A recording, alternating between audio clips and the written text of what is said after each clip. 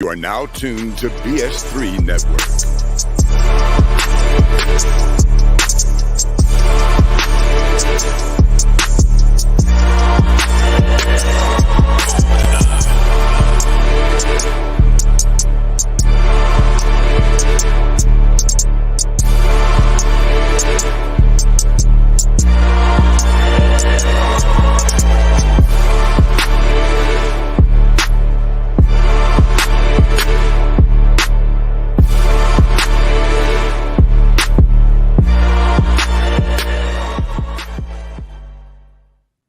Welcome back to another episode of the Forecast. It is the three-cast today. Doc being Island Doc, or getting a sneaky link or something. I don't know. He ain't posting no photos yet, so you never know. But Doc will not be here, so it'll be the three of us tonight. And tonight we're doing a film recommended by Theodora Harper, aka Blue Streak Freak, with the recommendation, and this is American Violet. It is a 2008 film, so we thank you for the recommendation, first of all, Theodora. We appreciate that, and we take recommendations. So if there's something you think that's out there that you want us to review, let one of us know, and we will definitely make it happen. I had, and also Raider Kev will be coming up next week, but he recommended The Five Bloods, which I know came out, I think, 2020, which I don't know if we did that or not. I don't think we did. No, I don't think we did Five Bloods. Yeah, we'll add that onto the list because that's definitely in our wheelhouse. But Wilkes, how you doing tonight in the upper room tonight? Doing pretty good. Doing all right. Got some winks in. I heard you. Of course, I woke up like, is today Monday or is it Tuesday? Hey, naps are the best thing. Yeah, naps are the best thing on earth when you're an adult. When you're a kid, you don't ever want to take a nap. Of course not, because you think you're missing something. No, you think you're missing something. Guess what, kids? Guess what, kids? You're not missing anything. Exactly. Right? So I ain't co-signing that, kids. You missing. No, nothing's happening. Trust me. When you're a kid, when you grown, you ain't missing nothing. When you're a kid, you missing something. Nah. It's always they be acting like you about to go get ice cream or something, and you gonna miss out. Like we gonna leave you here, but I ain't with them kids. I'm with y'all. What's up, Theodora? Thank you for tuning in. Appreciate the recommendation. And A-Trap, how you doing tonight? I'm good, man. I'm good. I'm good. Good. You're on the up and up. That's the positive thing we can say. Up and up. All right. So American Violet. It's available on the one and only Tubi TV, baby. It's on Tubi. You know this is a classic if it's on Tubi. It's either classic or it's trash if it's on Tubi. I watched it on YouTube. It was free on YouTube. I didn't even watch it on Tubi. It's on Tubi. It's on Pluto TV. It's on probably on Amazon. But it's free. It was on Freebie. Yeah. Yes, it's everywhere. It's everywhere. Yeah, and it's wild. The actors in this film, which we will definitely be talking about that in a minute. I do want to read a description of the movie. After an overzealous district attorney's drug bust lands her in jail, single mother D. Roberts, Nicole Beharie, must face an agonizing choice: plead guilty and go home a convicted felon, or fight the charges and risk a lengthy prison sentence. Despite her mother's, Alfre Woodard's, advice, risking everything, innocent D chooses to fight the Texas criminal justice system, joined by an ACLU attorney, Tim Blake Nelson, and a former narcotics cop, Will Patton. So that's the breakdown of the film. Let's get into some initial thoughts. And A-Trap. Actually, I enjoyed this. I didn't know what to expect. I mean, I just saw, I knew the lady. I said, oh, yeah, that's old girl. Okay. And because it was on the low budget side of the game, I was almost discounted. But I enjoyed it. This is made for H-Rap TV. Let's just be honest. Yeah, I knew it was. Yeah. Yeah, I looked at it. I was like, oh yeah, this is me. But I enjoyed it, man. I mean, it was the only thing I didn't like is Sister Alfred Woodard, man. She run around here the good witch all the time, man. I was like, man, they got. Which we got tap on that. We could touch on that in just a minute. But Wilkes, initial thoughts. Yeah, I mean, immediately, of course, when I saw it, I knew it was going to be made for TV kind of movie. But I mean, it literally even then, but now so more than ever. I mean, it's echoing. What's up, Reda Kid? Why you should vote. Mm-hmm. It's echoing. It's echoing. It's not meant for you to stay there on the system. Because what caught me when she said they've been raiding these apartments since we were kids, I'm like, yeah, come on, But once again, that goes back to the census. That goes back to voting. It goes back to providing and getting those things to get you out of those situations.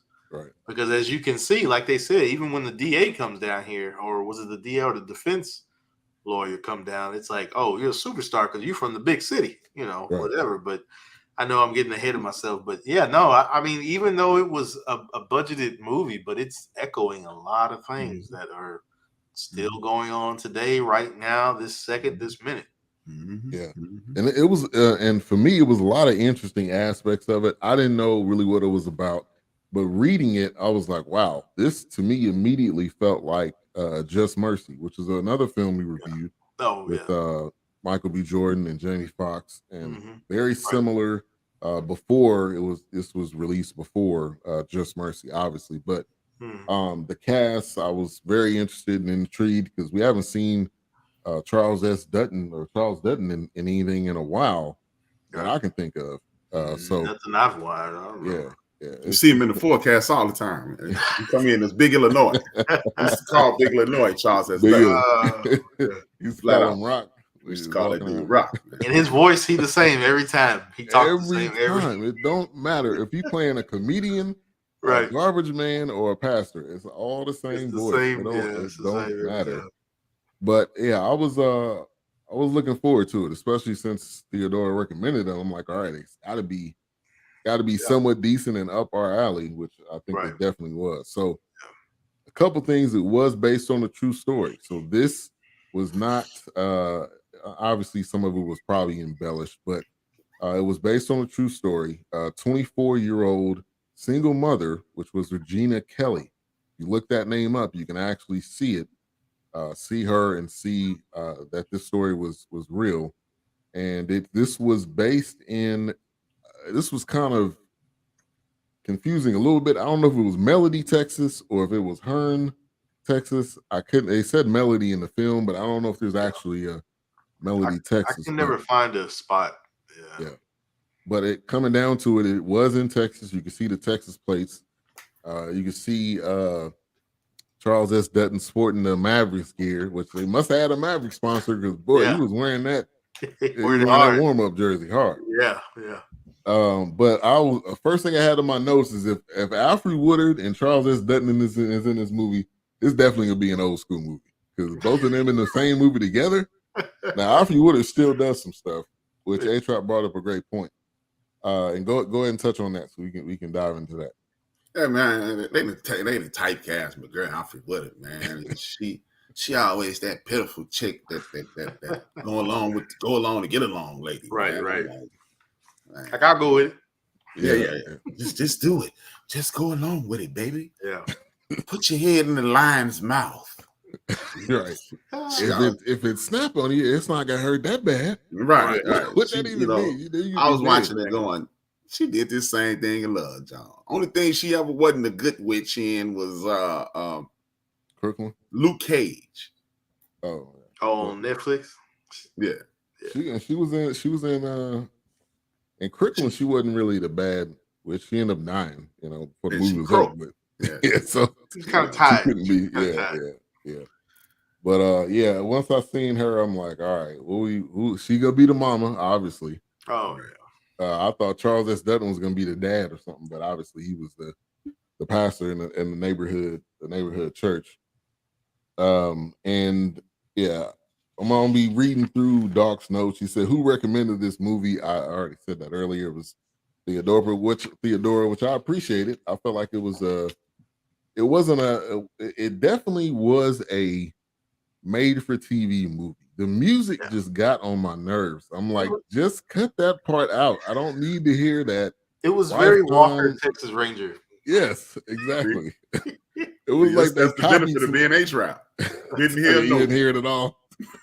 Well, I don't. Yeah, I don't count those. You're never gonna hear a great TV made movie. Come on, man. Yeah. The score is not gonna be great. I never hear the music. I'm like, now the Nina Simone at the end though, that I feel like that was dope right there. Yeah. I usually hear the exit music. Yeah, but because you don't have no. Yeah, it's done. It's a rap. Yeah, the rap at that point.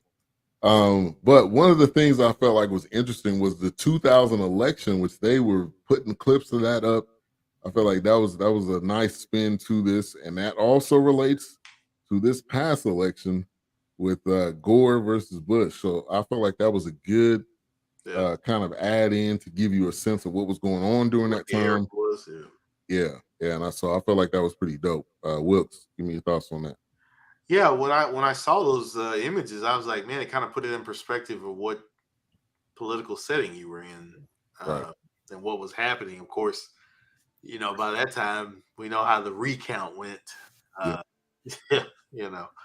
But it was interesting that they were trying to add that in, kind of like, well, this is what you're dealing with in your town because this is what on a national level has been. So it's like, pretty crazy. It's pretty crazy. It was good to see that.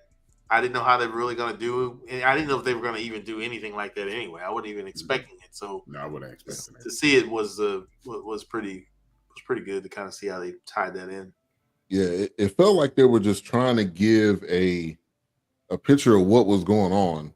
I don't think, and it didn't seem like they necessarily tied it to it, but it seemed like they were trying to include a reference point. What do they say? This is not the atmosphere. I don't know if that's the right. Mm-hmm. I guess kind of like this is how kind of gauging like what's going on at that time. Yeah. I kind of appreciated that. And then also at the beginning showing D getting ready for work and showing the police getting ready and them coming up with box trucks that, I mean, like, I'm not surprised at all.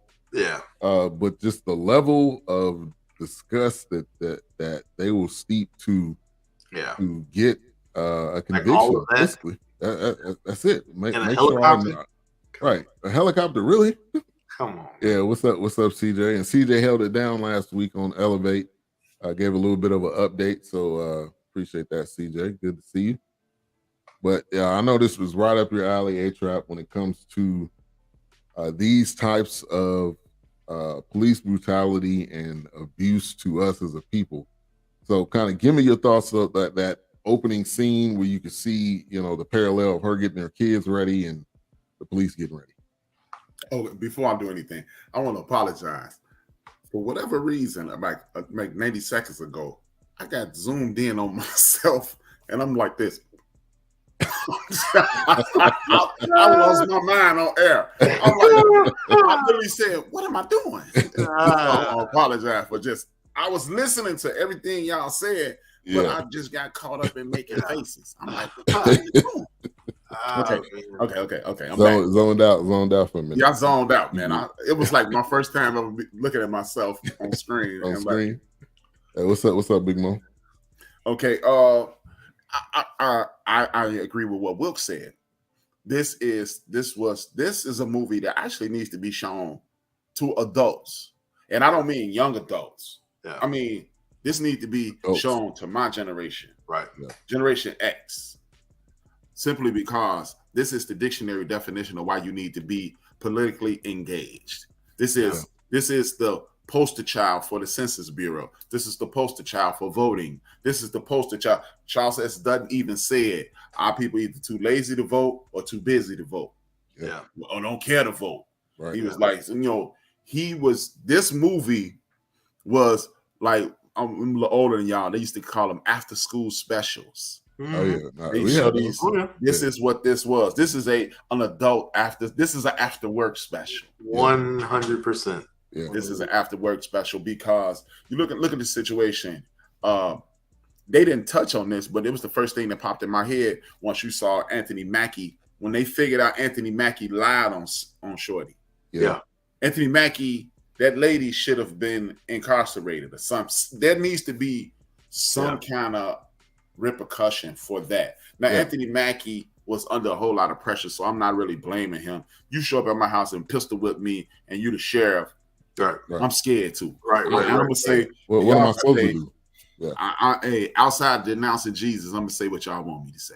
You know what I mean? Right. Yeah. So, but this movie was the blueprint on why our community. Actually, this movie is the blueprint on watching my show tomorrow. Yeah. Point blank. Period. Yeah. Because if you vote, you don't have this crooked DA. Yep. If you vote, you don't have this crooked sheriff. Yep. If you vote, you can get it. And you know what, Wilkes? Again, it's serendipitous for you to mention the things that you mentioned because it's the sister that I watch her show. Her name is Rolling Reviews. She sends me her link. I send her my link.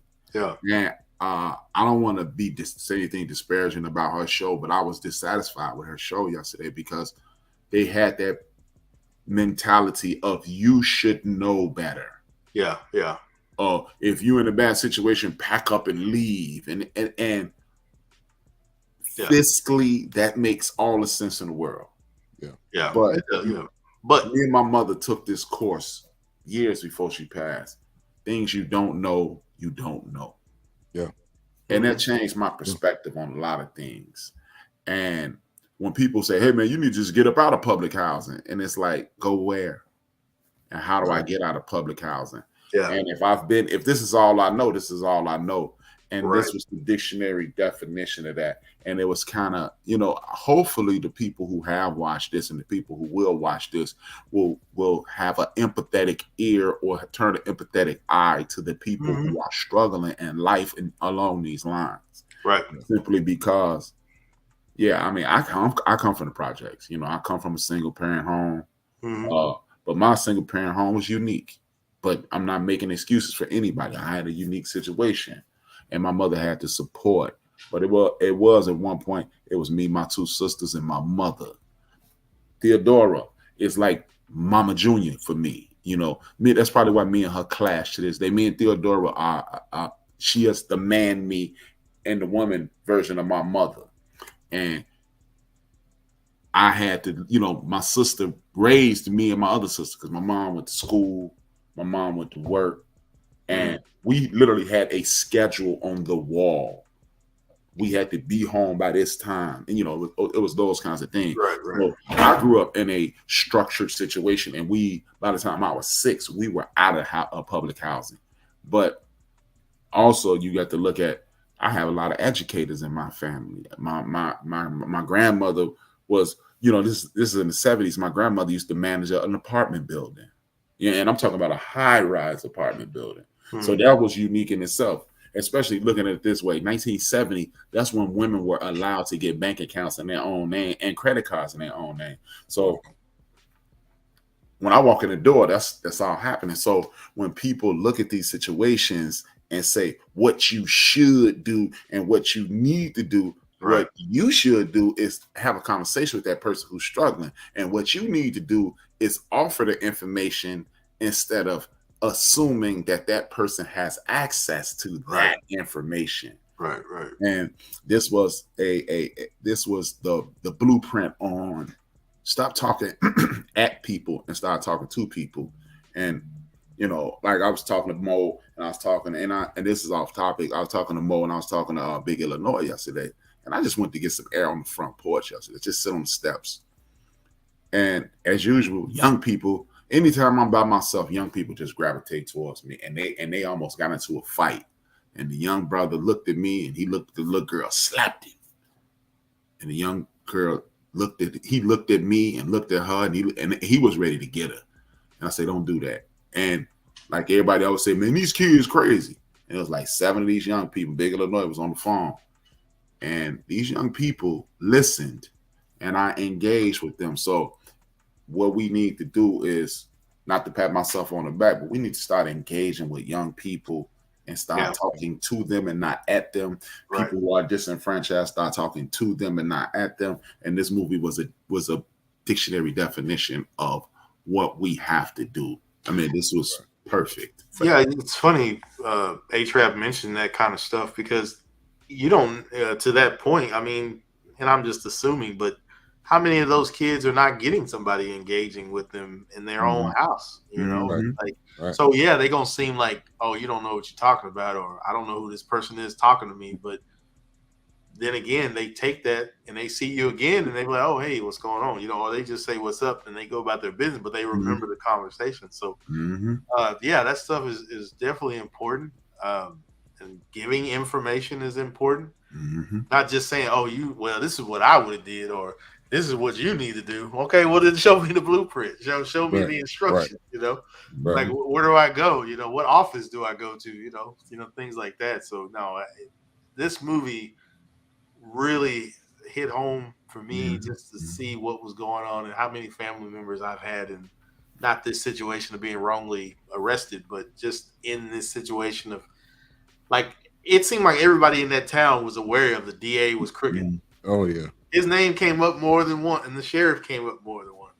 Yeah, you know, I mean, even Anthony Mackie was to the point where he didn't want to talk. Right. So, yeah, no, it's an interesting movie, definitely. Like Monique and the great poet Dre Collier said, "F them kids." Oh gosh. And a prime example of what we're talking about. I had jury duty. I don't know. I think I told y'all a couple of weeks ago, and in this case or trial, the lady was in a toxic relationship. She ended up leaving the relationship, having a baby, and she ended up actually going back and staying in that house with the guy's parents. So going back to something toxic. And the question in the jury room was pretty much, why would she go back if, she knew that this was toxic and she knew that she got punched. So like, why did she go back to that? And this is a prime example of this. You never know what, as she said, I had no other option. I had nowhere else to go. And so you never know what situation somebody in. And I think one thing we can all learn is to not be so judgmental from the outside looking in. Because that's easy. It's easy to do. And we're all guilty of it because we think we know what that person's going through, but we don't. And that was another example, in this. Yeah, because we're not in that person's body. We're not in their emotions. We don't know how those situations make them feel. It's kind of like, well, I don't really have anywhere else to go after this. But it's always well, at least she treats me like this, or at least he treats me like that. Right. At least I got somewhere safe to lay my head at. Until I piss somebody off and it's shit hits the fan. But yeah, man, you never know, man. I mean, that's why I always like her lady Roland's reviews. It's usually a very strong show, but they were excoriating people who lived in public. How could you live in public housing? If it was me, if it was you're a former teacher. That means you have college education. Yeah, not everybody. Even if they were putting those shoes, but even if they were putting those shoes in that situation and trying to work themselves out of a place, it's like you don't know what you would do if you were in that.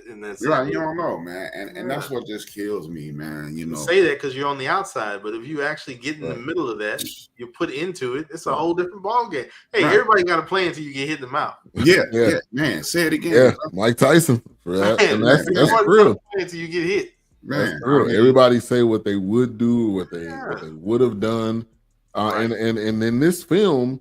A lot of them were staying in public housing, but because they were getting basically rolled up on, and thrown in a police car and taken to jail and coerced into taking a plea deal, then they wouldn't have been able to stay in the public housing anymore because they would have came up as a felon. Because you've got nobody to represent. You really have nowhere to go.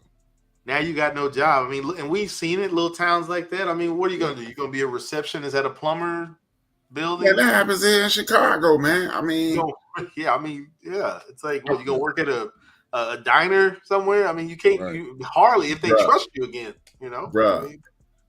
I mean, I remember when the Bill Clinton 3-strike laws came down. Oh man. And I remember I had friends and family members participating in the drug trade at that time. And I remember having that conversation, like, man, what you gonna do? And my cousin, God rest his soul, he was like, hey man, I'm gonna do what I gotta do. He's like, because he said, these are his exact words. If it go down, I'm copping out in the car. He said, I'm not even gonna deal with it. He said, I'm not dealing, and these are his exact words. I never forgot this. He said, man, I'm not dealing with these travel agents for the penitentiaries. He said, because those dudes ain't lawyers. They ain't working for me. Yeah. He's like, look, they just trying to book me in a fort. Because he was like, man, because I got to figure it out. I said, well, he was like, man, they just change. You know, it used to be if I get caught with this, I do 4 to 6 years. He said, now it's 6 to 30. Yeah. Oh man. Shout out to my dad. Thank you for tuning in. He said, how's it going? Great movie on a good topic. Yeah, this was definitely right up our alley. Absolutely. What's up, Keisha? Thank you for tuning in. I appreciate you, Anna. Thank you for tuning in. Happy belated birthday. I know your birthday was a couple days ago. Let me go to this other comment first. Theodora said this movie was real. That's why I suggested it. Being on this platform, you guys can get the word out. Yeah, we appreciate that. We appreciate that. This film sounds interesting. I might check it out after hearing the commentary. And it's available on all the platforms really for free.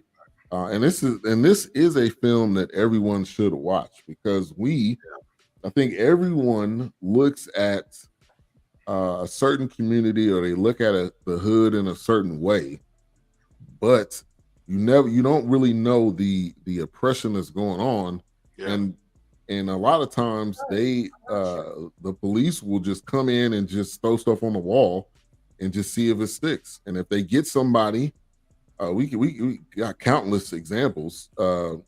Central Park and that situation during that time. If you can get someone so scared to admit they did something they didn't do, right? I'm laughing at Anthony. Yeah, why you put it in all caps too? What up, Brian? Wow. It's this thing.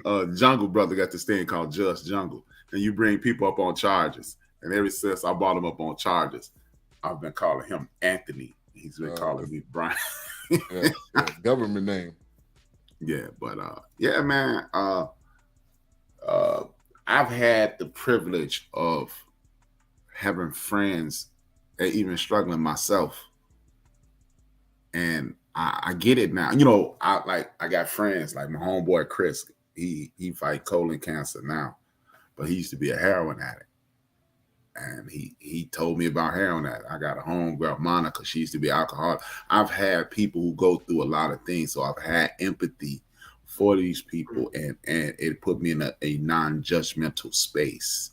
And life will throw you a curveball that you did not think could move that way. And life will come at you in all types of ways. I mean, and you're not gonna get a hey, here's a curveball coming. It's just gonna happen. Yeah, a lot of times it just happens, and it's razor blades and lemon juice. Pick which one you need. Yeah. Oh man, this is a Facebook user said, "Hey B," I think that's in your Facebook group there. We thank you for tuning in. If you're tuning in on Facebook or in one of the Facebook groups, go to StreamYard.com/Facebook just so you can give StreamYard permission so we can see who you are. Definitely want to give you a proper shout out. Oh, that's LaTanya Childs. We went to high school. Okay. Appreciate you for tuning in. So imagine being pulled up on and taken to jail, and you think it's because of your parking tickets. Right. And then you end up getting in there and you're like, yeah, it's my parking tickets. You end up getting to the hearing and they're like, yeah, you were selling drugs in a school zone. You're like, wait, what? I got 4 kids. She didn't even have time to sell drugs. Right. Like when I was at work, I got my kids and I came home. At what point in time would I have to sell drugs? Do you not see me rounding up these chilling? Right, exactly. What are you talking about? 4 of them, like Right. all by herself, and obviously her mom looked like lived in the same complex, so she had some help. But Yeah, you know, mom probably had a job. It's not like she can just dump everything, you know, on the mom. oh yeah. Appreciate you, Golden. Thank you for tuning in. So yeah, that was a shocker, right? I mean, I can't even imagine what you're feeling like. You thinking you're going into something one way, and it's a completely different. And even you looking around like, hold on, this no way. But it goes back to, we mentioned Just Mercy. He had nothing to do with that case, and he ended up being in jail. Yeah. But then they pulled him over. He was driving down the back road. Yeah, right? yeah, right. They pulled him over, and they had like 4 or 5 cops out there. Yeah. You know, like guns drawn, and like, where you going and where you Nice going, truck. boy? What you doing? Yeah, nice truck. Yeah, how you get this? How you get it? And, Right. and ironically, just think about it. How you get this truck? You know, that's how the Tulsa thing started. Yeah. That's the very way the Tulsa thing started. Some white person went past a black person's house and they had a piano in their house. How can you afford a piano? Not can. Yeah, you could too if you did. I mean, Do you even know how to play the piano? Right. Do Yeah, you right. want a piano? You just want You want a piano. you can't stand a black person to have a piano. Or James Brown would say, you just want a piano. Yeah, You piano. want a piano? But hey, at the end. Hey, and side note, shout out to Chadwick Boseman. Did an amazing job playing James Brown, and I think it was called Get Down or Get Up. Get up or something like that. Yeah. I still need to finish that. Yeah, he did a great, and he played Jackie Robinson. He was on a run where he was playing just. Oh man, he was knocking them out. I think he played Thurgood Marshall too. He'd lived. He'd have been Angela Bassett. Yeah, really. Yeah, every So we role. got to do What's Love Got to Do with It, man. That is the most funniest movie that was not supposed to be funny of all time. It unfortunately. Oh man. And it's like came back around full circle because now you're seeing memes of Lawrence Fishburne when he turned around and looked at her like that. Yeah, it's like we don't care about the real Ike. Right. Ike, right. With the Lawrence Fishburne Ike. Forget the real Ike. Yeah. Right. Yeah. Shout out to Exhibit, man. X to the Z. I don't know if he ever acted in anything else. But when I seen him, I was like, whoa, is that Exhibit? Yeah, he's been in something like where he's like, it's another like those Tubi type movies again. You know, it's he like was in a movie with Rock. He's been in some feature films. Yeah. Oh, he's been okay. I was gonna say he definitely has done some things where he's like, you know, a ex-mercenary or something like that kind of movie. I've seen him. He's still putting out some things. Yeah, I did not know he was. I mean, the only thing I remember him from, obviously, the rap career, but Pimp My Ride. I don't remember him being, but I think they brought Pimp My Ride. Didn't they bring that back? I think they tried to. I don't know how well it went. Yeah. But man, he was in quite a few. Gridiron Gang. He was in the X-Files. He was in Malice in Wonderland. I don't know what that's about. He was in Triple X, and he was in a bunch of TV shows. So yeah, he was in, Gridiron Gang. That's the movie he was with Rock. Yeah. Yeah. Been busy. What's up, big bro? Appreciate you for tuning in. Just saying what's up. Appreciate you. Yeah. So when I seen Exhibit, I'm like, all right. I was interested. I was more so interested to see how he was going to act, which he actually did. Actually did a pretty good job. I'm gonna give him his props. No doubt about that. So I felt like the plea deal thing was definitely eye-opening. I didn't know that during this time, 95% of us, black people, took plea deals just so they can end up getting out of jail, and then they would end up being a felon. Right. And when you're a felon, a lot of opportunities are not available to you, or they're limited. Yeah. So what better way to get a people under the fist than to limit their opportunities? And that's exactly, especially in this type of small town where you don't have a lot of people that look like you that are in those type of positions, which goes back to the voting again.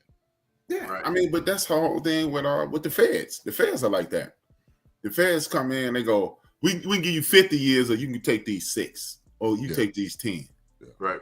You gonna take the 10, man, because Right. you thinking it's the feds, and just like them, the exonerated 5, like you mentioned it just a second ago. That's how they got them. They told all those boys, under 18 18-year-old boys, and one of them he was like 17. Yeah, and told a bunch of 15-year-old boys, if you cop out to this, you can go home. Right. And they end up one of them was just there to be there. Yeah, and he's the worst of them. He's the worst for wear of them all. He would just he went to the police because this is my boy. Right. And he got the worst. I still can't understand that one. It was just like you literally just none of the DNA matches. You just want to stick it on somebody, and you just care. You don't even care to read the information or the facts that's being presented to you. You don't even care about that. Somebody got to pay. Right. And nobody's gonna, and not a lot of people are gonna question when it's black boys. Not a lot of we're gonna question it. Right. But if nobody would have said anything, they would have just served their time. I got a homeboy, Dana Ballard, did a double for that, man. He did 20 years for a murder that I know he didn't commit. Wow. Real quick, I just want to interject something. I saw a comment on Instagram, and I usually don't read the comments, but sometimes I have to read the opinion section because it's a toilet usually. Oh yeah. But this woman had made a comment, and then one of the guys had presented her with the link and the information because she said, well, I hope he keeps that same energy when it's a black person, or no, when it's a white guy. And the guy was like, well, this guy always, he does these. I was like, but there's a link there's a link showing him doing it also to another white guy that, he's wearing that uniform, he's disgraced, and he takes him out of it. She said, I'm not researching, I'm not looking for any kind of links. I'm like, but you just said keep that same energy. Right. But then he presenting you with a link or a Google that you can hey, go search this. To back but then up. You just, because you want your comment to get the likes, you want your comment to stand, and you don't want anybody to debunk what you just said, but they're presenting you with facts, but you don't care to look it up and be informed. Yeah. I mean, I don't get it. It was just like you just deliberately ignored the fact. Yeah. And a lot of people just want to blindly argue. Yeah, I'm like, they just want to argue. I almost couldn't believe what I was reading, but then again, I'm just like, man, then what is the point of the comment then? Yeah, you don't want to be challenged? Hey, it's the internet. It is I couldn't believe social media is just a cesspool. Yeah. I think that's a societal thing. Absolutely. I don't think it's just tied to we see it more on social media, and like Ben has heard me before. Some topics are not meant to be discussed on the internet. A lot. There's just people. That's the first place people go. Yeah, it's not. It's just it's too much being lost in this typing. Mm-hmm. Like I can understand if you were literally maybe moving to the DMs and talking one-on-one with this person, but no, you're in the comments writing novels and scriptures that are so big, and it's just like nobody's reading this essay. Yeah, nobody's reading your thesis on nuclear fusion. Right, exactly. When it says "see more" at the bottom, I'm like, all right, I'm good. Once I see ... I go, I'm good. Yeah, thanks, but no thanks. I don't need your novel or your story time. I know how Black Star works. I'm out. See you. Peace. Yeah, I'm good. Yeah, definitely. All right, so what's gonna get to the ACLU, which I was wondering, was this similar to the organization that Just Mercy, the lawyer, but I think his was different. But it seems like it was kind of the same premise, which basically American Civil Liberties Union, helping people that are wrongly accused, which I definitely Innocence Project, all that old nonsense. It's just why you say nonsense? Because the reason I call it nonsense is because these people have all the money in the world when it comes to defending different people and other cultures. When it comes down to defending defending people who are impoverished or living in a state of lack, they seem to always be limited, and they were limited on this. Yeah, and You they, know, clearly, or they're neglected. Even told her, or they're neglected to take the case. Right, right. Oh, well, I don't know. We'll have to see. Put it on my desk. You know, and he even told her, like, we have so many of these cases on our desk. We decided to pick you. So Right. we need you to. Now, obviously, she was acting up in the middle of a trial and a suit and all that. But I feel like that was that and that does happen. Well, they only have a limited amount, and which is probably because they're not getting paid to do it. I don't believe that either, man. That's why I say it's nonsense. The way I say that is though they would do more if they were being paid. I think they are getting paid, and I just think they pick and choose on who they want to deal with. Okay, the reason I begrudgingly pay attention to those people is because it's one dude. You know, those people I announce at the end of my show, and I always say they're super dope brother Clay Kane. Clay Kane worked from his position on the radio and got a brother released. Brother who had gotten incarcerated in 1976 for a rape that anybody who had paying any attention to that situation knew he didn't do. The lady showed up at the hospital with pieces of the leather jacket under her fingernails. He showed up with a brand new leather jacket. Come on, man. That alone should get you out. Right. He didn't get out. He didn't get released until November 2019, right before COVID kicked off. Wow. His mother literally told him, I'm going to wait for you to get out. His mother died in July of the same year. Wow. So if Clay Kane can do it from a radio station, they can do it if they choose to. It's just they take on that mantra. We're doing you a favor. What? No, you're not doing me a favor. What you're doing is what you pledged to do. And see, that's the problem, it seems, in this world, that if you pledge to do right or you're on this righteous path, don't tell me that you're doing me a favor because you said you were going to do this. Right. Yeah. Oh, you're doing me a favor. Oh, you throwing me a bone. Right. No. Yeah, you said that you would uphold the law and that you would defend your client. Yeah, and let's get to her appointed attorney, which right off the rip, I knew this dude was a clown. He wasn't even trying. The minute that they met, he's like, "Oh yeah, let's go outside for a minute." I knew he was gonna come back and say, "Yeah, you need to take this plea." It was like, "Well, I didn't do nothing. Why I need to take a plea?" Right. And good for her. Good for Dee, where she was I think had the wherewithal to be like, "All right, I know I didn't do this. I know it's gonna be a fight. Well, it's not gonna be easy. At least I got my mom, but I'm gonna fight this." And so I felt like that was shout out to her, man, for really, because she could have easily just took that plea and went on with her life. Even then, he was like, "What now? Forgive me if I got him mixed up." Now, is this the same guy that was like, "Oh, we have it on tape"? Yeah, that was him. Yeah. Come on, man. Yeah. Had a tape recorder with no tape in it. Yeah. I mean, we got it on tape. Right. Like, come on, man, stop. I wish you would have said, "Well, go ahead and play it then." Was he playing it there? Like, no, maybe the sheriff? It goes back to what my cousin said. You know, these dudes are travel agents for the prisons. Yeah. I mean, let's be honest, man. The state is pursuing you, and the state is paying them. This is literally the opposite end of the record deal. When Clive Davis hires my attorney to read through his contract. Yeah. Right. Yeah. And this is a great point by Doc. He said, the point we've been trying to get across here on the forecast, the most dangerous factor in the struggle is silence.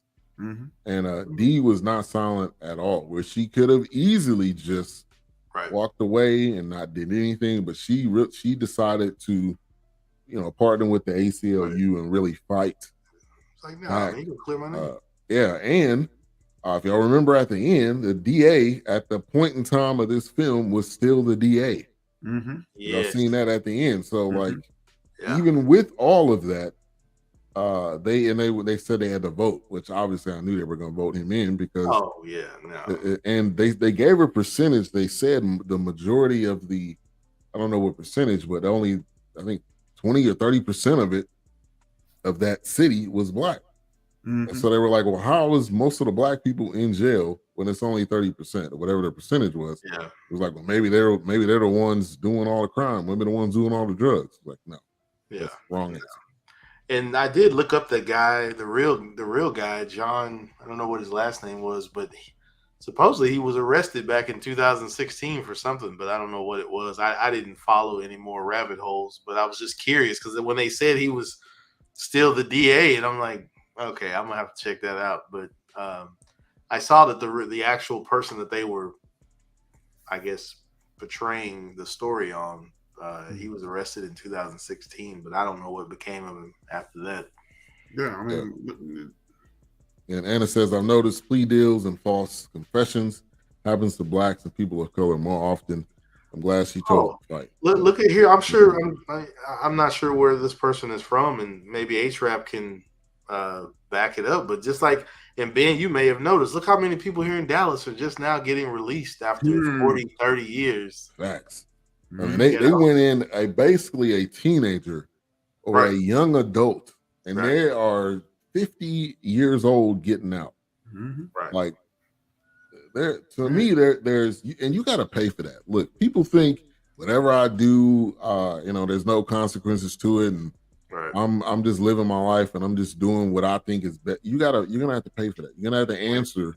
Like, you took this person's life, man. I mean, yeah, and you just went on with your day like it was all good. And you know it wrongly, right? Falsely accused. You just you know it's wrong. Yeah.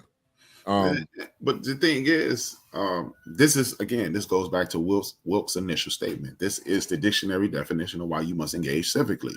If you don't engage civically, you are at the mercy of whatever they give you. Yep.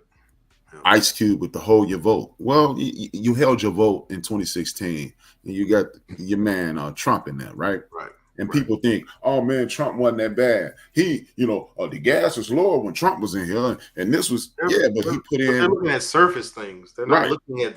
They're not looking at things that continue down the line. Right. He put in 3 Supreme Court justices that just made it harder for women to have total autonomy over their body, stripping the Voting Rights Act, affirmative action is down the drain. You lowering gas. That's surface stuff. But you had cheap gas, though, and he gave us a stimulus check. But the other things that you get slammed behind, and people don't pay attention. People the Republican Party is the same as the Democratic Party. Well, the Democrats and Republicans are both racist. Let's lay that out there. Yeah, they ain't doing us no favor. Right. If we vote for any party, and Wakanda is not showing up in Illinois or Texas. Yeah.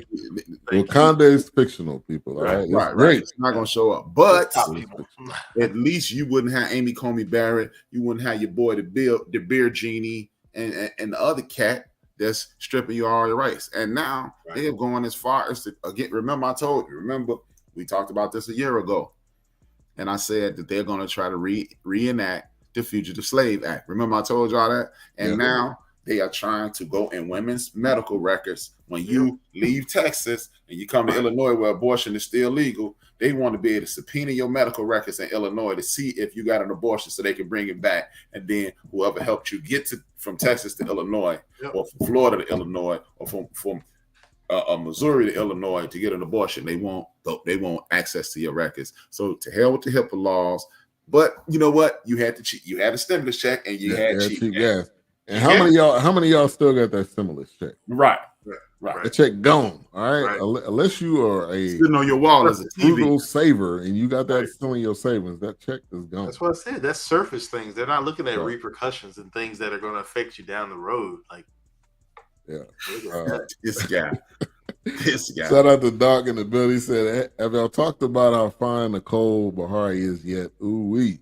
Not yet. You've been on this show. We got about 10 minutes, and then we can hit the beauty of the week. But obviously, it was no surprise that she was going to lose her job, and that's all in the plan. And the way they did it, to come up to your job, that's probably the most embarrassing way, besides in front of your kids, to carry you away. And when you do it in front of in your job and at your job, the employer does not want to have to deal with you anymore because they think all you're going to do is bring issues. And the other part is this DA would also go to the job and say, "Oh, you got people working here that are illegal." So we can hold that against you. So make sure you don't hire D. Roberts back, okay? Yeah, or else we could come at you for these illegals you got in the kitchen washing dishes. Right. So it was just, it was disgusting, and I had that down. But it's, we know that the system was not built for us. It was not built to help us or to uplift us. It was built to oppress us, and and that's just plain and honest, real deal. Yeah, man. It's just an ugly situation. And again, man, I don't, I'm not even the Mr. Rah-Rah vote dude, because I'm not gonna lie to you, man. What, 48 months ago, maybe even a little longer than that, 60 months ago, I wasn't a dude that was talking about voting, right? Yeah. But then I just started doing a little research and started reading. And when I sometimes I have issues sleeping, so I just read until I get sleepy. And the more I read, the more I realized, man, you sound like an idiot with this non-voting thing. You need, voting allows you to stave off your oppressor. Yeah. That's all it does. It gives you, it is the political stiff arm. It's the Heisman pose. It keeps the offenders off you until you can gather yourself. And until as a community we realize that, and this is why I believe this is a vital movie to watch. I would recommend that you tell a friend, not even just because the forecast is doing it. I would say you need to watch this movie just to see how you will be berated, you'll be disrespected, you'll be disregarded, and you'll be categorized. But you can put yourself in a position to whereas I can elect Wilkes, I can elect Ben, and I know they're going to take some of those arrows. Instead of me getting shot in the heart, I can get shot in the forearm and break it, and I can heal from that. But otherwise, you're going to get shot in the head and it's over. And just think about this. I mean, even with us reviewing this from Theodora Harper, but it was just like, how many times have we seen movies like this that go under the radar and we don't really catch the message, or we just watch it to be watching it? Like, what's going? Oh, that was a really good movie, man. That she really acted, or he really acted, and you just kind of like, oh, okay. But it really does. I mean, immediately when I watched it and they got to the legal side of things, it was just like, this is census report. This is voting. This is, trying to better your situation because. Like you said earlier, H-Rap, nobody's giving them the blueprint or the handbook to get out of that housing situation or to, well, how can I slowly step up, as much as I can, but, and like I said, and like you said, I mean, I'm not knocking anybody that has to work at a diner or definitely in that situation because nobody reached back. Or nobody even in front of you reached out and said, hey, this is how you handle this. I totally get it. Like we said, life just throws you curves, man. It's just it's crazy. You screw yourself into the ground swinging at it. Right. Yeah. Right. Yeah. And in a lot of situations, you expect, because she had 4 kids, and when they got in the deposition, they pretty much embarrassed her and just said, "Oh, so you got Daryl Hughes, and then you got 3 other kids. So how many fathers and so, but I think you expect someone to love you maybe the same way that you love them. Sometimes it does not work out. I mean, we've all been in situations. I know we hadn't really touched on it much, but Exhibit's character, like, why was she so up in arms with that character? Like something go on there? Well, I think his girlfriend. His girlfriend, his girlfriend was. Remember, his girlfriend was a convicted child molester. Okay, that's what I was thinking. And at first I thought they were making it seem like Exhibit was, but then I guess okay. But if you remember towards the end where he was trying to break in, it seemed like he was drunk, and trying to take the girls away. But I don't think their relationship probably ended well. That probably had something to do with it. No, and he was remember at the onset of it. Yeah. When her mom brought her children to the jail. Yeah. Right. And the last thing she said to her mother was, Do not Do not let that woman be around my children. That was the red flag right there. And see, man, again, man, you must, the nuances of life can never be left out, man. Right. When you are living this thing called life, it's easy to look at a situation and say, hey, you got 4 kids and 3 men, you are a ... Right. But nah, that's not the case. Or why did you leave? People always want to tell you what you should have done because they've lived your life. Right. No, you haven't. Right. Don't know. Right. And that's the problem, man. We have zero empathy in this goofy ASS community, man. Yeah. Theodora said, let me read this real quick. That's what they do. They try to beat you down to make you lay down, but you can't. Don't give out or give in. You gotta stand. And and that's the thing, man. I know people, man, and again, man, it's one of the situations. It's one of the beautiful things in my life that I know a lot of people who in a lot of situations, and I've just watched them, and I try my best not to judge them because, man, I've seen some horrific things, and I've watched people go through some horrific things, and like drug addiction. My homeboy Chris, I always go back to my homeboy Chris. I'm an inquisitive person. You may even call me nosy, but me and my boy Chris used to be sitting in the park. We leave the barbershop, go get a pan of chicken. It's called a G pan. We go get a pan of chicken. We either drinking Don Julio or Hennessy. Either one of the two. We just talking about life. Right. And most people wouldn't ask a former drug addict this. And I asked him, I say, Chris, what made you try heroin? He was like, man, it's funny you say that, man. He said, I started off, one of my homeboys was like, it's like Viagra. He said, man, he said, heroin makes you feel so, these are his exact words. He said, heroin makes you feel so good that you could see your mother get hit by a bus and you wouldn't even cry. They started off with me using it on a Friday with this chick, and then we used it Thursday and Friday. And then it was Thursday, Friday, Saturday. He said, before I looked up, it was Friday through Thursday. And people, why would you try? Well, you know what? I snuck my first drink at about 12. I could have become an alcoholic. At 12, I wasn't thinking, hey, you know what? You need not do this because you're going to end up alcoholic. Don't nobody, it's easy to look at these situations, like even with the multiple children with multiple men. People sell you a dream, man. Yeah. People sell you a dream. And, And DMX, man, DMX is a prime example. If you know that story, people would, why is he like that? Why can't he just get clean? I mean, he was giving it from a friend.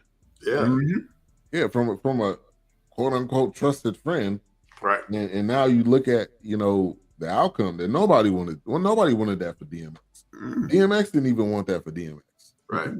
And once they grab hold to you, man, it's a headlock, man. Oh yeah.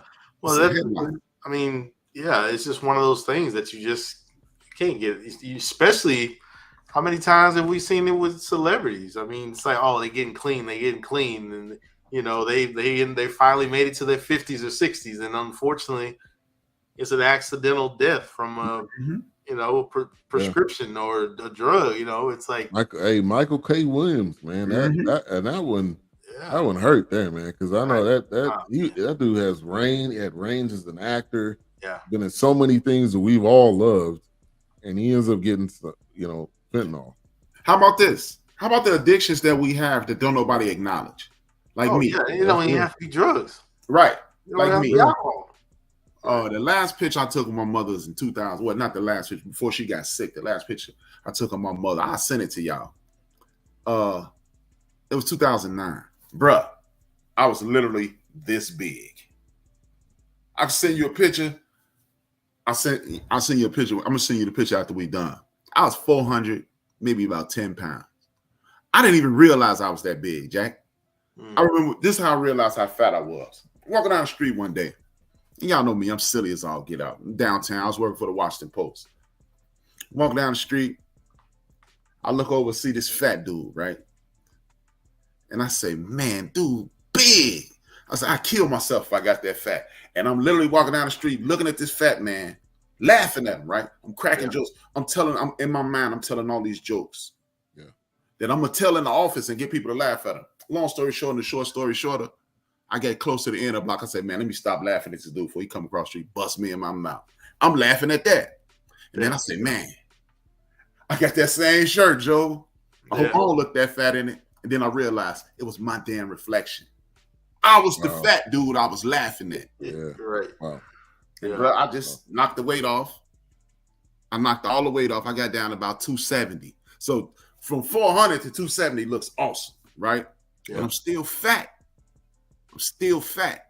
And then I gained the weight back. And then I just knocked it off again. So for all the people who look at drug addicts and go, hey, I don't understand how you could do that. The same way you eat those Doritos at 4 o'clock or 2 o'clock in the morning watching TV. Right. The same way you cook that Coke back. Yeah. Oh, there's a lot of addictions that we we think, oh, it's nothing. And Theodora said me shopping and hoarding. Yeah. To this day, my uncle, which is still in construction, I mean, I noticed that he had cut back, and this was, I don't know when I asked this question. It had to be like maybe mid 2000s or something. But I remember as a kid, if I was with my cousins and we went and picked him up for work, he had to stop at a gas station and get a Dr. Pepper all the time. Man, drank Dr. Pepper like water. But I asked him like maybe, I don't know, like I said, mid 2000s. I said, hey, Uncle, what's up? I hadn't seen you drinking no Dr. Peppers like you used to. Said he had to cut back because he was putting on that weight from the sugar. But the doctor was telling him, he's like, hey, that's messing with your heart. Drinking all that soda like that. I mean, he was drinking Dr. Pepper like water. Yeah. I mean, it was insane, man. Look, this is how fat I got. And just to show you, I've never been addicted to drugs, right? But just to show you how people who are addicted, I'm assuming, they don't realize it. Bro, I got so fat. I used to work downtown Chicago. I used to live on Maypole at the time. So it was Maypole, Washington, Warren, Madison, Monroe, Adams, Jackson. 5 blocks. And it's not the long city blocks. It's the short ones. You know, it's the ones that you cross the street. Right. You're crossing in the middle of the block, so you're hitting the blocks fast. Right. So we're talking about an 8 minute walk. I was so fat. I used to have to take Advil in the morning. I would get up in the morning, take a shower. As I'm getting dressed, take Advil so I could walk to the bus stop. So you can make it. Because my back was hurting. That's how fat I got, man. And it still didn't dawn on me. Yeah. And people don't realize sugar is just as much addictive as crack. Man, I'm telling you. More. If you eat sugar every day and say there's a day where you don't eat, by the end of that day you will be fiending for some sugar. Right. Like, and that's the part that we don't talk about a lot. Yeah. So people food addiction, shopping, like Theodora, shopping addiction. I mean, it's And people just don't realize it, man. That sugar, like Ben just said, that sugar killing you faster than that crack. Because guess what? The heroin, it's more people that got off heroin and cocaine than got off sugar. That's real. Yeah, absolutely. Man, all right, it is that time of the show where we will do the beauty of the week in memory of Doc, who's not here, who's living it up. Oh yeah. We'll be right back. Beauty of the week.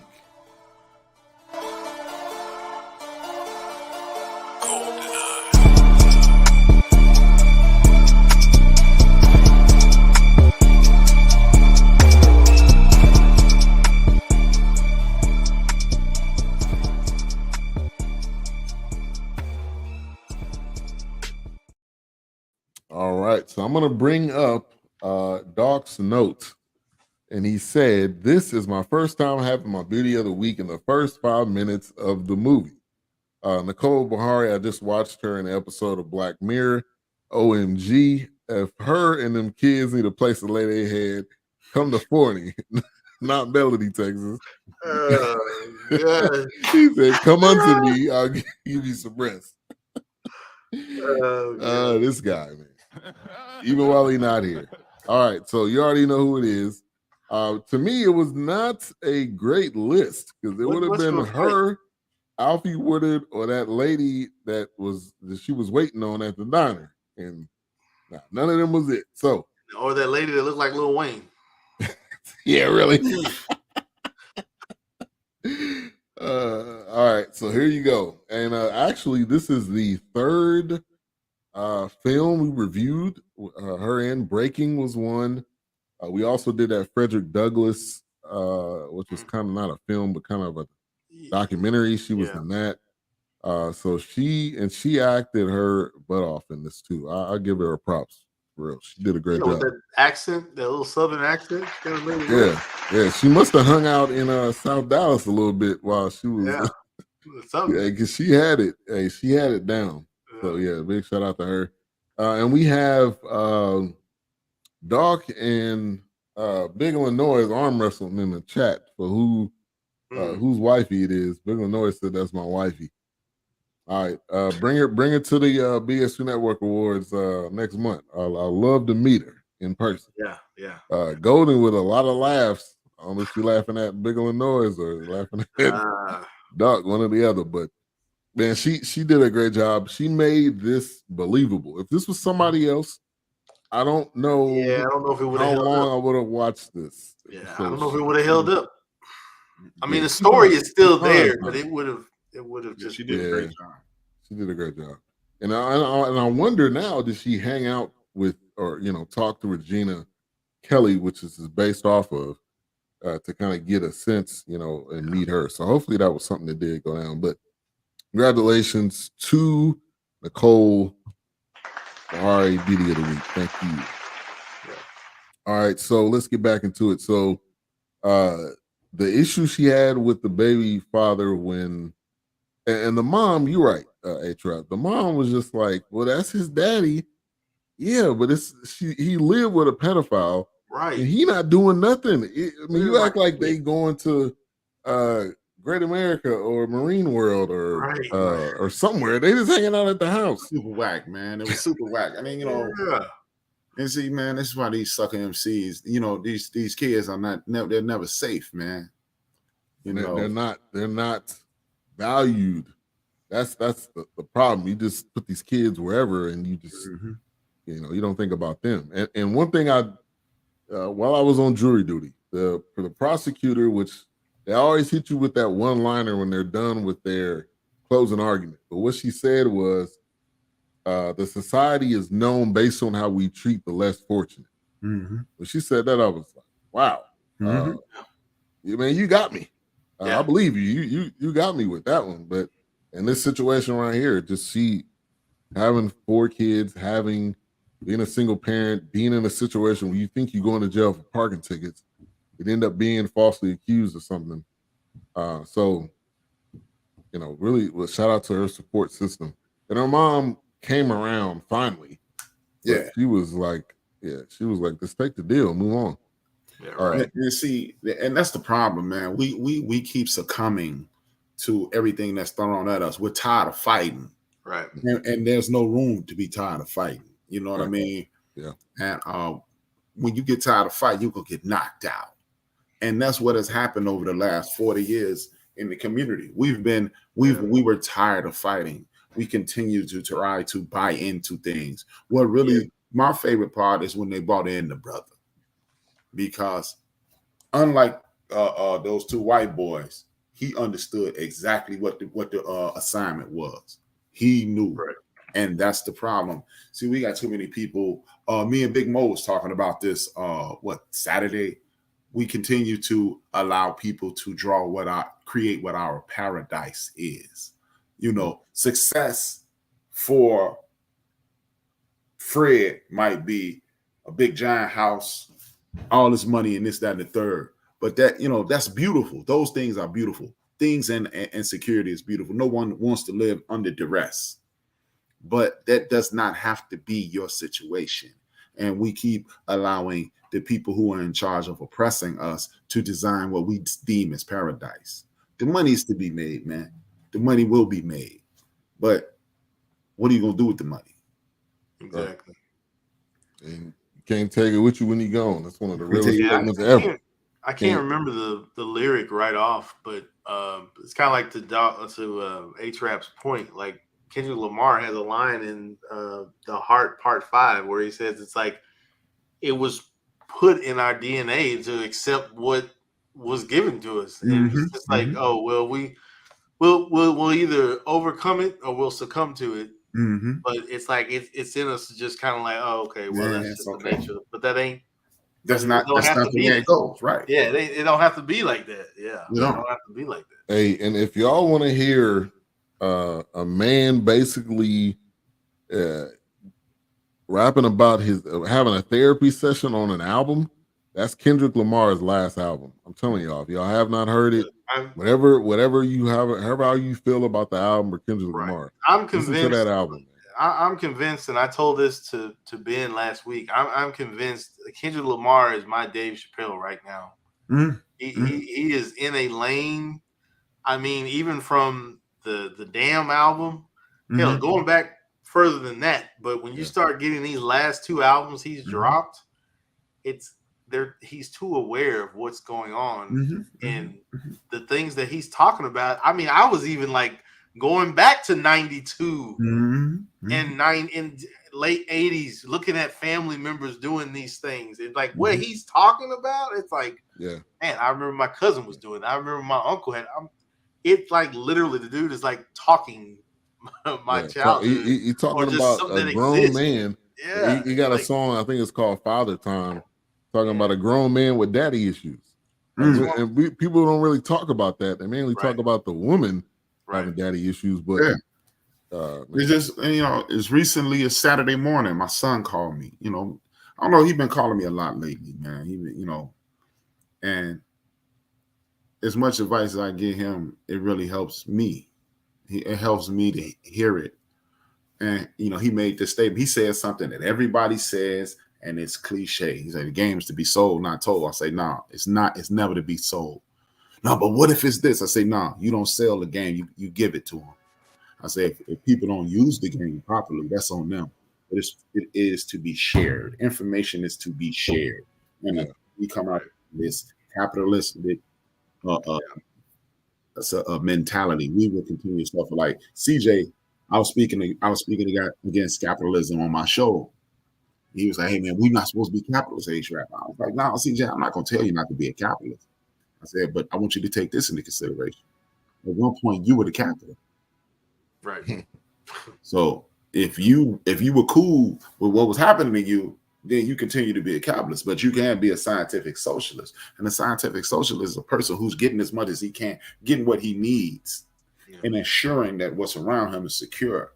And as well as giving it to Wilkes, as well as giving it to Ben, as well as doing what he can to ensure that the community is safe. It's amazing how, as you watch this movie, everybody, as Wilkes just said, he succumbed. They bowed down to everything. Yeah. But nobody in this movie said, but what happened if we don't? Right. It was just kind of hit it and run. Go along to get along. Yeah. Well, D was the only one, and D had to encourage her partners in jail to like, hey man, don't take this deal. And Lil Wayne ended up taking that deal, and then she was sleeping in the Hey, when I looked up, I was like, man, they got Lil Wayne in the joint. Weezy. But young Tunchi was in there. She was sleeping in the car because she had nowhere to go. Now, I don't know if she had kids or not. It seemed like she was by herself. But it seemed like she was by herself. But again, man, how are we living in? See, that's the thing. Like that I got a mission that I'm on right now, and my next mission is to fix this post-prison situation in the United States of America. Right? It really bothers me that we use this phraseology of pay your debt to society. if I paid my debt to society for whatever crime I committed, and then in some state they even want you to pay restitution for going to penitentiary. Yeah. So you want me to pay for you housing me? You put me in a cage, and you want me to pay you for that? Funny you say that. Going back to this this jury duty, they basically said, there was three charges or three charges. The last one, they said you can give him jail time and have him pay something. We all looked at each other like, number one, this dude not gonna be able to pay this. He's not working. Number two, what's the point of you paying money to who? It's just going to the Kaufman County. That's where it's going. I mean, so like, what's the point? Right. Like everybody was like, "No, you don't need to pay no money." He paying coming and going because he paying with his time, he paying with his life, and then he gonna pay you again. No. Right. They keeping you in that run rate, man. Because what they used to call it in the 60s was a poll tax. Because if you broke the law, you had to pay for it. And then you couldn't vote until you paid for it. So it's the same thing. And we need if I pay my debt to society, the day I walk out of that cage, all my rights need or when my paperwork is over, all my rights need to be restored. And guess what? If I'm 18 and I commit a crime when I'm 18, if I keep my nose clean up until I'm 30 or 25 or whatever the case is, that thing needs to dissipate from my record. Now, if they was trying to do the same thing to Vic. Yeah, I was like, I mean, the dude for dog fighting, which that's been going on for a long time. All right, yeah, man. And then when you get out there, like, no, he can't sign another $100 million contract. Yeah, he can. Like, at that point, Vic was still Vic. So his level of talent definitely constituted him getting $100 million. When he slows down, he's still faster than everybody else. Yeah. Been in jail for, it was like 14 months or something like that. He got like 14, maybe 18 months. The rushing quarterback is the thing now. The running quarterback. Rushing for yards. Type now. Right. Yeah. Like, and then here's the truly sad thing about Vic. What's up, Chris? Because I'm a criminal justice major, I always watch these things with a different eye, And being a criminal justice major, the general public didn't pay attention to this, but me being a criminal justice major, I did. Do you know Michael Vick? They didn't even raid his house until his cousin snitched on him. His cousin was caught with kilos of cocaine in this thing. Yeah. And they said, hey, ounces. Yeah, ounces of cocaine. He was like, if you give us somebody bigger than you, we'll let you go. So he gave him Vic. And they had already shut down the dog fighting thing. Yeah. So he turned the ball. So Michael Vick went to jail for nothing. Yeah, and they wanted to make the example. Absolutely. The black athlete. But when it comes to most politicians in high offices, it takes forever. Forever. For them to even sniff a jail. For them to even come close. Just like with this whole Trump thing, I'll believe it when I see it. This dude will probably die before. Well, like I've said before, that's another conversation that they shouldn't be having online. But hey, people, whatever. This is what it is. But my point to that is, I was like, if that happens, he can still run for office and win. The trials can happen years after elections. I was like, what are you talking about? He's doing it literally right now. He's having rallies right now, encouraging people to come to say, yeah, I'm this poor and lonely guy that's being prosecuted. Give me $3. When him and DeSantis is the top candidate for the Republican Party, come on. You know something, bro. Yeah, Ron DeSantis is something else. I mean, Ron DeSantis is something else. If y'all ever seen one of his press conferences, man, if somebody throw him a curveball, that dude just be, you don't even know if he going or coming. Like, and you think you could go on them. Just think about it, man. This is a grown man that put a surgical mask on wrong. Yes. You think for the least point you could go up against Trump, and Trump gonna torch that guy. The way he did Jeb Bush, man, you are dead. Okay. Trump is gonna torch him, and then he's gonna be his running buddy. He's gonna run for vice president. Then you're really gonna have it on your hands. Right. Right. And then let's nobody hold their feet to the fight. Right. Yeah. You stand in front of the world and lie, Chris Christie, and then when they expose you for your lies, you don't. Right. People, oh, well, I ain't gonna talk about it. Yes, you are. You're right. You about to write that book. Get ready. All right. Let's kind of round it out. Obviously, the charges end up being dropped, and I love what they did because they pulled the same game that they've done to the people in the community. They went to his family, or I guess it was his ex-wife, and they just basically said, "Yeah, this dude say nigga all the time." Mm-hmm. And he don't care. His whole goal was to put black people in jail. So I love what they did, how they did it. And I was wondering too. There was a point where the CPS came to the door. Now I was wondering, was that Beckett too, or was that the dad? Was that Exhibit? I think it's a combination of both. I think the dad, Beckett, got to the dad, and see that's another problem in our community. We will succumb to the pressures of the hierarchy. Yep. Because Exhibit knew Beckett had his back. Oh yeah, he even said it. But not even for him. It wasn't for him. No, it wasn't for him. It was just. But he looked at it as this could be a win for me. He even was telling her, Beckett ain't gonna do nothing to me. I'll be out in 24 hours, something like that. Right. Yeah. Right. He knew. Right. Yeah. So ended up getting thrown out, and then D had the choice to just be done with it and walk away. They were like, "Hey, look, this could happen to somebody else. He could raid the neighborhood again." And so she ended up staying in, and that's how they got the Beckett's family involved. They don't expect anybody to stand up to him. That's what it is. Right. And he was just he was just didn't care. He didn't care for the people that was in that community. He just wanted them. What do you call them? Rats or what? Roaches? Roaches. He just wanted to get rid of them. And at the end of the day, it was all about that money. Mm-hmm. My pocket's getting lined. Right. I don't care. I'm gonna get these votes because who's gonna come up against me? Nobody gonna vote me out. Nobody's gonna vote me out. That's eventually be saying, "Who gonna check me, boo?" Right. And it was his own family and his daughter, and he didn't want that released. So man, and the fact that they brought the guy, I forgot what his name was, the other attorney up there, I knew that was a good play because he hated black people, so he was getting ready. He was gonna crack sooner or later. Oh yeah, which he ended up doing. You do remember your ex-wife, huh? You do remember your ex-wife, right? Yeah. Now, well, let's bring your daughter up here. Let that jog your memory. Let's see what she said. Hey, that was good, man. And I think was that the guy that was the only black character on Friends? Was that the same guy?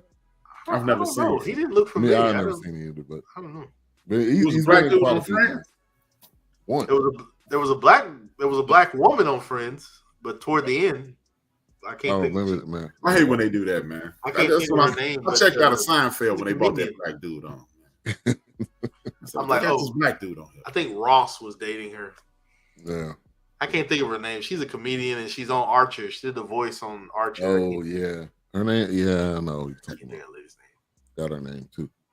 But yeah, definitely check this out. Let's get into final thoughts and our mic rating. What were you rating it before tonight, and what are you rating it now? And we're going to go to A-Trap. 3.5 all the way across the board. Great movie, great story, great commentary. I think it's must-see TV. Great, great acting, and I think everybody needs to see it. Yeah, and the people that especially need to see it are ones that say we don't need to vote. I think because we feel like our vote doesn't count. But I don't know, A-Trap, you said this, or there was somebody else. I think it was somebody I met here in Dallas that said there was an election where it was basically 2 votes that was off, and she was running. I think she was a congressman actually, and she ended up winning that based on those 2 votes. So the fact that you don't think your vote counts, watch this film, because it's happening in your community, whether you think it or not, whether you are involved or whether you are, ear to the ground or not. So 3 words why you should vote: Marjorie Taylor Greene. Oh my gosh. Oh my gosh. She a GD. Yeah, There's nothing wrong with a GED, but she not pretty either. Yeah, man. All right, so 3.5. Yeah. All right, so Doc said 4 mics. He said nice touch with the violet at the end. He said great cast. So we got a 4 from Doc. All right, whoops. I really didn't know what to think because I had never heard of the movie, so I didn't have a rating prior to watching it. I mean, I was already ready for the gas station film work, so it's already the gas station DVDs on the rack. Yeah, but I have to give it a 3.5, and I might have to give it a 4. I'm not sure, but that 3.5 is there because, like I said earlier, this is important for voting, the census report. Why I got to fill that out? Well, fill it out. That's important. Trust me. That grocery store you complaining about you don't have? Yeah, fill that out. Yeah. But exactly. I'm gonna give it a 3.5. But it is definitely echoing stuff that is happening right now today. And this film was released in 2008, and so fast forwarding to now, and there's still concerns, still issues. So yeah. I mean, when I saw them loading up the box trucks, and I'm like, man, that's a lot of firepower for whoever you're about to go over. Right. A neighborhood of people that are just running with no guns. You got tactical gear on. Yeah, and then I thought about how they go into these neighborhoods, and there was one part that stood out to me. They kicked in the door and then yelled police warrant. Yeah. I'm like, you're already in the door talking about police warrant. Police warrant. You don't even have the warrant on you. If they said, where's the warrant? You're like, at that point, you're already in handcuffs. Yeah. No knock warrant. Yeah. Okay. Well. Of course, I thought Breonna Taylor immediately, but which they said what was changed in this lawsuit was that Texas only needed one informant or one informant to to prove their case, and that was changed based on this whole situation. So again, shout out to D, man, taking that stand. She didn't have to, and she could have just moved out of Texas and just went on with her life. But she definitely stood up for her community. So, and shout out to Theodora Harper once again. This was good. It's good. Yeah, she said 4 mics, start to finish for me. Yeah, for me, it started off a little predictable, but once they got into kind of like what Wilkes was saying, once they got into the trial portion of it, and also her acting really kept me in it. So I started off as a 3.5, and I'm putting Ring into a 4. This is we're talking about it because it made definitely an impact that it can make now, and the impact that it made then, and the aspect of having the Gore versus Bush, and that I feel like that was a nice aspect to it. That was in 2000. Mm-hmm. So yeah, it was definitely worth it. So appreciate that, Theodore. Rated Kev said, I appreciate this review. I'm definitely going to check out this movie. On a side note, there's a great game going on between the Rangers and the Astros. Well, hopefully the Rangers are winning. I know. Oh man, that should be a good one right there. Yeah, they battling for that number 1 spot. Yeah, man. So appreciate that. Yeah, it's 9-9 right now. Oh my gosh, I'm gonna turn that on. What inning are they in? They're in the eighth inning. Oh yeah, it could be a walk-off, anything. Yeah. I wish my boy Craig was watching. Because I'll piss him off. I'll go, oh man, they got 9 points apiece. 9 points. 9 points. You say points. Yeah. Oh my God. You get mad. Points. So coming up next week, Ready Kev with that comment, perfect timing. We will be reviewing Dead Presidents featuring Raider Kev. Will be coming on the show. Definitely looking forward to that. I will make sure I get that link to you. And that soundtrack, that movie, man. Now, was this movie off the? Now, I have to say real quick before we close. From what I remember, is this movie? Is it off the heels of Menace to Society, or that? Oh, we getting tired of seeing these black movies where people gang me up. Was this? that was the movement right there. That's deep cover, menace, dead. Okay. That was all. I knew it was like people were like going crazy over this movie. Like it was. Hey man, Menace to Society was 1993, and then Dead Presidents was 1995. Mm-hmm. Yeah. And we said Deep Cover. Deep Cover. Yeah. Deep Cover was 92. Yeah, you're right. 92. So. Yeah. Man, Dead Presidents, man, that was it, man. Gosh, jeez. I used the line at the barbershop out of Dead Press because they was accusing me of hating this dude. And then we exposed him as a liar. And I was like, that's y'all's punk's motherfucking friend.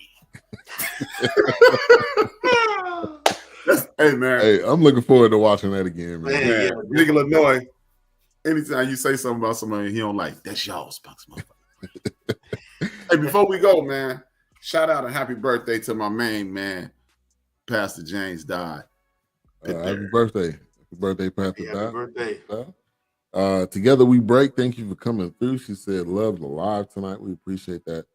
Reddy Kev said 9-9. All right, so what's coming up tomorrow? I know you talked about it a little bit, but what's coming up tomorrow on End of the Bench? Let me open up Flefone. It's gonna be a short show. We talk about Joe Manchin with the No Label Party.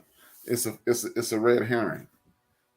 You know, they are saying we're not Republicans, we're not Democrats, we don't have any labels, but it's really a Republican funded situation. And Mothers of Liberty are the 2K version of the Sisters of the Confederacy. Sisters of the Confederacy are the reasons that you have Confederate statues, streets are named after Confederate people. What they're doing is they started off with like 50 people in South Carolina. Now they have over 200,000 members, and they're shooting down black books and things. Their latest book was Bakari Sellers' book, and they said they didn't like his book because the book made them feel shame to be white. No, your grandfather did that. Yeah, and then I'm gonna talk about. I've started to incorporate popular culture into my show. We talk about Skip and Shannon and Stephen A. And I'm gonna talk about the fact that at some point we're gonna have to stop allowing mediocre people to be in our presence. You know, if you're Shannon Sharp, you're a Pro Football Hall of Famer. Why am I talking about sports with a guy who couldn't even make the varsity? Yeah, right. You didn't make and you're speaking matter-of-factly about and you didn't make. Love him or hate him, Stephen A. Smith had a college basketball scholarship. Yep. And that does not qualify you. That's not the only way you're qualified to speak about certain things. But when you're speaking as if what you say is law, bruh, I'm going to need you to at least make the varsity. Yeah. Right.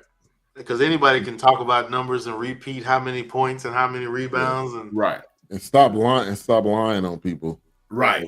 People that were doing, I didn't know this until I was here, but he wrote a whole article or book on Troy Aikman. Now, this is Troy Aikman. I remember that. It's like, dude. He questioned his sexuality. Yeah. And all you have to do, like what's the dude? Not Henry Kissinger, whatever his name is. It was Henry Kissinger said, a lie is halfway around the world before the truth put their pants on. Right. And and there's nothing worse than a lie that contains half truth. Right. Candace Owen. Candace Owen is and maybe I might throw, if I have enough time, I'm gonna throw some Candace Owen slander in. I never say, I shouldn't have said her name on this show, but I never say her name on my show. But Candace Owen is a master deceiver, and and what she does is she says Wilkes, Ben, and H-Rap were on the forecast. And that's the truth. That's the truth. But she omitted that Doc was on it. Right. But we are on the forecast. So right. Yeah. And she's put this thing out about how white people didn't invent slavery. Slavery was around all these other years, but chattel slavery is something different. The slavery that was infected the United States of America is a very unique form of slavery. The fact that you can reference 5,000 years ago and what was going on, you can reference that. I challenge you to reference 500 years ago and tell me where I'm from without a DNA test. Right. Can't do it, Miss Owen. Can't do it. Right. Can't do it. All right. Make sure to tune in tomorrow to the end of the bench. There will not be a Queen 3 and King tomorrow. Obviously, Doc is being Island Doc with what a significant other, more than likely. So we'll not have a Queen 3 and King. But next week will be the 100th episode of Queen 3 and King. So make sure to tune in to that. And last thing I want to do is talk about the rating on IMDb. 6.9 out of 10 for American Violet, 75% on Rotten Tomatoes. That was a little bit higher than what I thought Rotten Tomatoes would give it. TV Guide, this movie's so old, TV Guide was giving ratings on movies. It said 56% and then 87% for Google users. So that will round out tonight's show. Like I said, next week, Dead Presidents, was a lot of great lines in that. Yeah, that's what Rated Kev said. So we'll be doing that next week. Thank you, everybody, for tuning in. And A-Trap, go ahead and close us out. Y'all already know. Thank y'all for tuning in. Please make sure you subscribe, hit the like button, share, tell a friend to tune in. If you have any suggestions, reach out to BS3 on Facebook, and so we can understand what you want to see, and we can review the movies that you want to see, no matter what it is. Just let us know. And I want to say a salute to Reggie O'Shea, aka Combat Jack. Rest in peace to him. And by saying, dream your dreams and man up and woman up and live your dreams, because life with dreams flows in black and white. Life without dreams flows to Technicolor and surround sound. And y'all already know the money is light. So I ain't got it. And if you need it, get it from God. God. Him upstairs. Him upstairs.